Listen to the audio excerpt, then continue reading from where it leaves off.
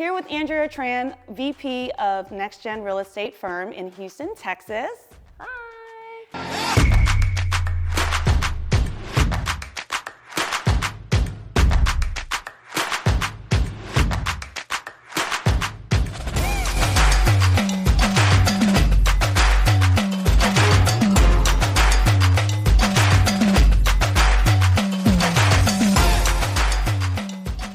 Excited to sit down with her today because we've actually known each other for quite some time, and I followed you and stayed in touch via social media. She actually introduced me to Instagram, by the way. Yeah, if y'all get her stuff, that is not my fault, okay?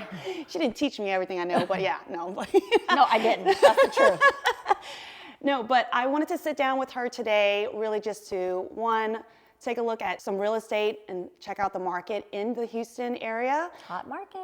But also learn about her journey. Because I know when I first met you, you were kind of more into the fashion before you got into real estate. I don't know what I was into, to be honest. Obviously, we've known each other since probably, high school, I think. So going through the college journey and then getting to where we're at today. I mean, no one wakes up and decides, oh, I'm going to go sell real estate. It's so sexy. Like selling on Sunset didn't happen when we were growing up, right? So I think I was going to school for probably like pre-farm back then. Can you see me slaying some pills? Like not my job, but then went to school for interior design and realized I wasn't going to make no money in that regard, and then got into real estate. So that's kind of how it all correlated. And then just, you know, working from brokerage, builders, and realizing I hated my job because it wasn't fun anymore.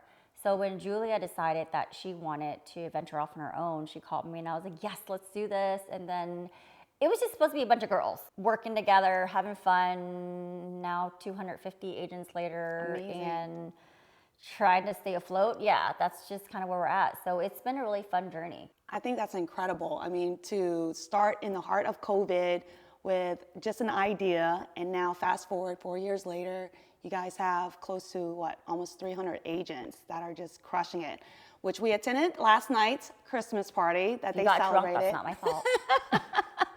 But amazing. Well, I want to learn, because I know I reached out to you during my journey in the real estate industry and getting advice from you. You were doing really well with the new builds. What was the turning point for you in your career? I was working at a part-time job at the time, and I was selling really expensive furs, like at $175,000 in the middle of July. I was like, okay, if I can sell that, I can sell something more expensive, right? Your girl likes nice things, so how are we gonna make this work? You know, I was just kind of just reaching out to my old contacts, and some of them had positions at a home builder, and I realized, like, you know what, let me just try it. Like, if I can't sell that, maybe I'll go sell cars, I don't know. And it just fit, you know, and I had fun doing it, and I learned a lot, and I learned about developments and new builds and prototypes and loans and all that stuff. And I think during that journey, you reached out and I was like, hey, like, these are some things I do, or what could you do? And that kind of just helped me learn about myself and what I really, really liked. So whenever agents always ask, like Julia, for instance, she's really good at luxury listings marketing. Me, I love developments and new construction because that's kind of like our history, our background, our experience. Just like you, sure. You originated in accounting and then loans. So like numbers, you're like bam, bam, bam. And I'm like, how to do 1 + 1 again? Like what? So like it's wild to see two different people in the same industry, but totally different, you know, expertise, you know? So it's just been a crazy journey to get here. I think it's really neat. I mean, two people from New Orleans originally, and girl, don't say that out loud. I'm no. just kidding. And here we are in Houston, which it still has a really sweet spot in my heart. I spent a summer here, worked at a restaurant, I don't know if you remember, in Midtown. It was a sushi restaurant called Blowfish. I don't know if they're still around. But anyways, that was 20 years ago. But nonetheless, I always knew how strong the real estate market is. What is this, like the second, third largest city in all of US? 4 trickling to 3. We like keep fighting with a couple others, but you know. Huge opportunity nonetheless if you are looking to pick up other real estate. So I always think it's neat when you visit other places to sit down with some rock stars like yourself and just really highlight what is happening so people out there are aware. So I think that's really incredible.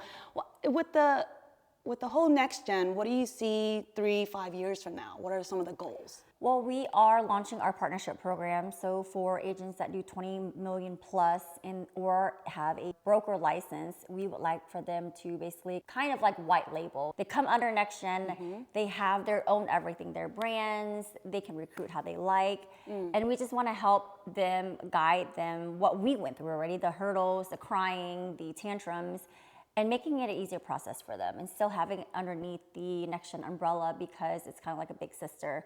And I think that's where we see the future of NextGen. You know, we want to see the partnerships, but we want our teams and our top producers and our leaders at NextGen having a place to pivot their business, because once you kind of go to a different spot, how do you grow and how do you scale it, right? So we have to find those opportunities to give our agents the flexibility to do so. And I think a lot of brokerages don't do that. They kind of want you to stay suppressed and stay a little fish in the sea when there's just so much big fish out there to help. And I think that's what makes NextGen different. You know, we're always willing to evolve and make agents feel empowered. We want to give them that power to feel different, to be different, and then to also have that capability to do so. I like that. So if I'm hearing you correctly, as far as expansion, being in the Vegas market, is that something you guys or gals looking to go out of the Texas I don't territory? know. Put We a little still teaser gotta out go there. like to the rest of Texas, I guess. But I mean, we don't know. You know, like I've had agents from Seattle reached out. I had some from Vancouver. I've had other agents from Las Vegas. Sure. Vegas is my second home, though. Yes. You know that. I have a lot of family there, so you know that could be a possibility. I don't know how the hell we're gonna do it, but we'll see. I can't say yes or no because I just don't know. I love it. Well, it sounds like the opportunities are there, and that's really neat to know that you guys are open to it. Well, I know you juggle quite a lot. I mean, as far as recent activity, you're a new mom, right? Congrats. New mom. Not really. She's two. I mean, She's old now. but she talks. How are you doing that? Like, what advice would you give working women, moms out there that are trying to crush their industry? And I mean, what do you do? What's a day in a life, and how do you? Loaded question. Okay. First off, don't have any kids until you're financially ready and find a good man. At least try to keep them. Keep the same baby daddy situation, right? Don't be like me. That's one. Two is hire help. Don't feel like you have to do it all and you're a bad mom. Your kids know. They know that mommy's out there working, daddy's out there working. They're really trying to make a better life for them.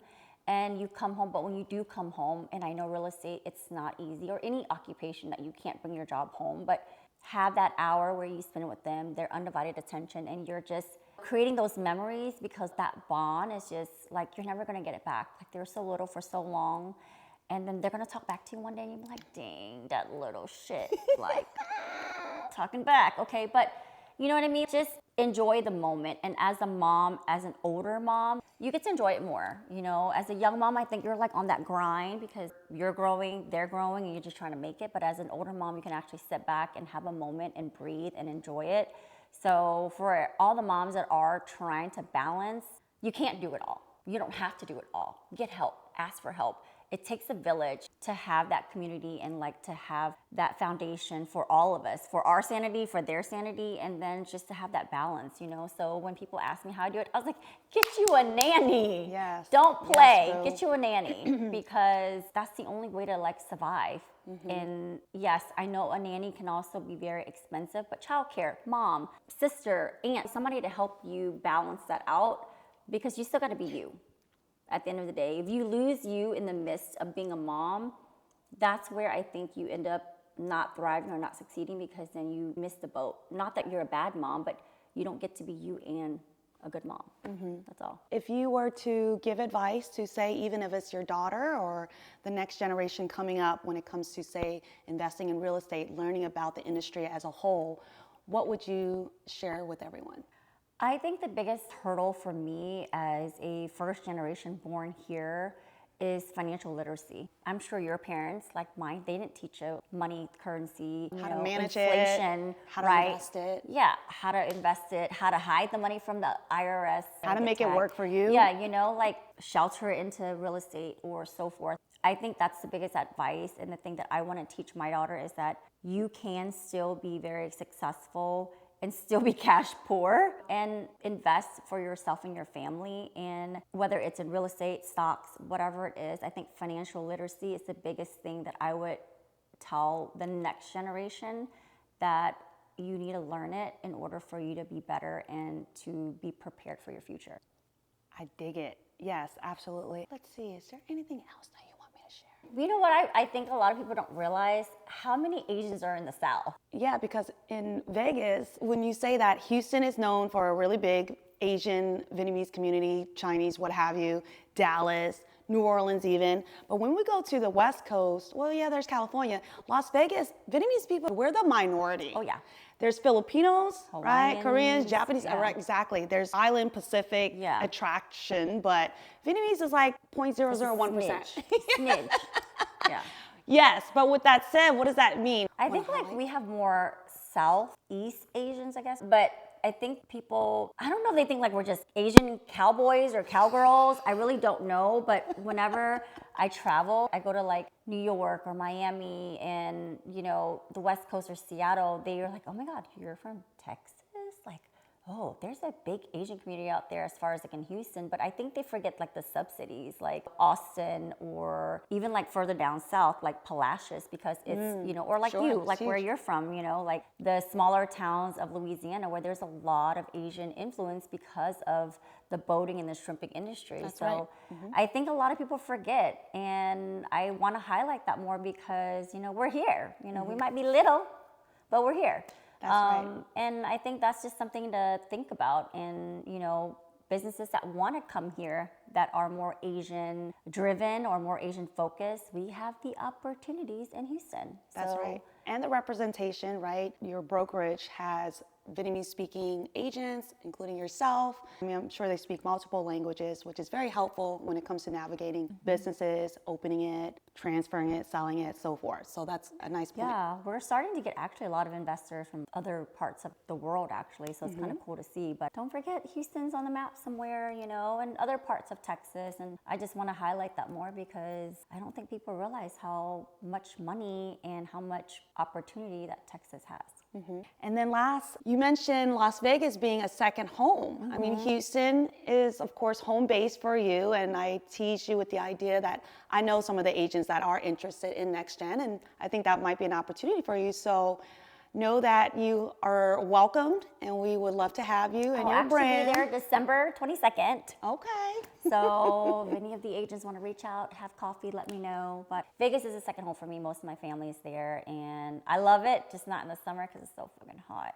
But where isn't? Where it's hot. isn't? It's hot in Houston too, don't get me wrong. It's just a different hot. But Vegas, like you for Houston, tugs on your heart. I spend a lot of time in Vegas. I don't gamble, so don't even judge me. But I am there for the day clubs when I was younger and the gambling. But Andrea, you know there's a lot going on over there, darling. I'm gonna have to school you because we got Oakland A's, they're building that down at the Strip. Hollywood 2.0 on the rise. Everyone's investing in Vegas too, by the way, just saying. So Yeah, because those skids and lids, I love it. That's my kind of skids and lids. That's AKA property taxes in Houston, Texas, if that's what you want to know. Comparison apples to apples, we can't win. But that's why it's just different. And truthfully, there's a lot of investment opportunities in Las Vegas that I think people kind of miss sometimes. yeah, no, it's on the come up. I think that's why we want to make sure that people are aware of it. But I'm excited for the growth, as you know, having moved multiple cities, Houston, Yeah, Las I don't Vegas, even know. I'm like, where's Kandy now? Like, okay, let me just follow her on her social media journey. It's all about where the real estate is growing, so wherever that's at. But Yeah. thank you so much. You're I think that was an welcome. amazing opportunity to learn more about you outside of the Like, did y'all learn Instagram about lens. me? And yeah, let's talk about this home that we're in. All right, Kandy, go explore.